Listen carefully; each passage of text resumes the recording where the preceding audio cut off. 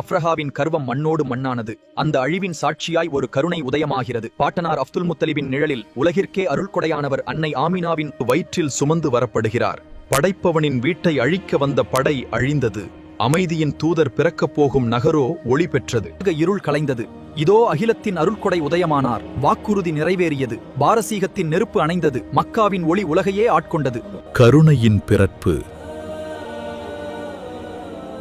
இறுதித் தூதரின் வருகை.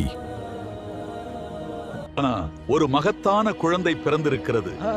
அவரின் பிறப்பு ஒரு புதிய வரலாற்றின் தொடக்கம். தாயை இழந்த அந்த சிறுவன் இப்போது பாட்டனாரின் அன்பில் வளர்ந்தான். அவரின் சிறிய சிரிப்பு கூட பாட்டனாரின் இதயத்தில் பெரும் மகிழ்ச்சியை நிரப்பியது. அற்புதங்கள் நிறைந்த அந்த பிறப்பு சோதனைகளோடுதான் தொடங்கியது. பெறாத மகனைப் போல பாட்டனார் அப்துல் முத்தலிப் பாசம் காட்டினாலும் நபிகளாருக்கு 6 வயது இருக்கும்போது அவரது தாய் ஆமினாவும் அடைந்தார். 6 வயதில் பெற்றோரை இழந்த அந்த பாலகனுக்கு நிழலாக இருந்த பாட்டனாரும் 8ஆம் வயதில் விடை பெற்றார். உலகமே துணையில்லை என தோன்றிய அந்த சிறுவனை அல்லாஹ் எப்படி வழிநடத்தப் போகிறான்? பாகம் 3 சந்திப்போம்.